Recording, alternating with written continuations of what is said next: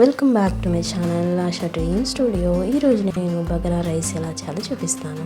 ముందుగా 1 KG rice basmati కానీ normal కానీ తీసుకొని బాగా వాష్ చేసుకొని వాటర్ వేసి నానబెట్టుకోండి.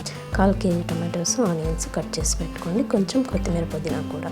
ఇప్పుడు స్టవ్ మీద ప్యాన్ పెట్టి ఇందులో పట్టా లవంగా స్పైసెస్ అన్నీ వేసుకొని ఆనియన్స్ని ఇలా గోల్డెన్ బ్రౌన్ కలర్ వచ్చే వరకు ఫ్రై చేసుకోండి. ఇప్పుడు ఇందులో 1 కప్పు అల్లం వెల్లుల్లి పేస్ట్ వేసి కొద్దిగా ఫ్రై చేసుకొని ఇందులోనే కొత్తిమీర పుదీనా కూడా యాడ్ చేసుకోండి.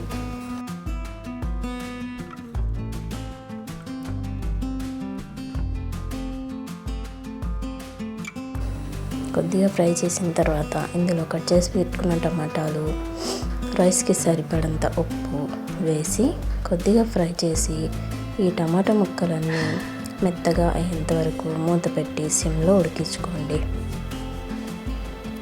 చూడండి, టమాటా ముక్కలన్నీ ఇలా మెత్తగా అయిపోవాలి. అవ్వకపోతే మీరు ఆ గడ్డతోని కొంచెం స్మాష్ చేసుకోండి. ఇప్పుడు ఇందులోనే కొద్దిగా కారం, 1 స్పూన్ ధనియాల పొడి, కొద్దిగా పెరుగు వేసి మిక్స్ చేసేసుకోండి.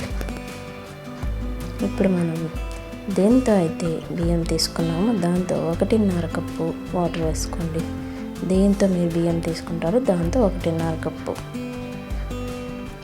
వేసి ఉప్పు చూసుకొని సరిపోకపోతే ఇంకొద్దిగా యాడ్ చేసుకొని మూత పెట్టి ఇలా ఎసరు వచ్చే వరకు ఉంచండి.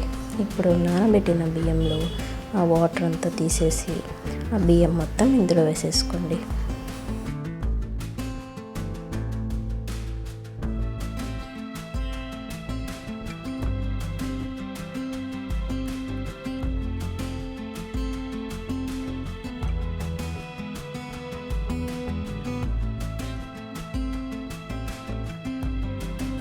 బియ్యం వేసిన తర్వాత ఒకసారి మొత్తం అంతా కలిపేసుకొని మూత పెట్టి మీడియం ఫ్లేమ్లో ఒక 5 నిమిషాల పాటు ఉడికించి మళ్ళీ మూత తీసి ఇలా చూస్తే రైస్ అనేది 50% వరకు ఉడికిపోయి ఉంటుంది.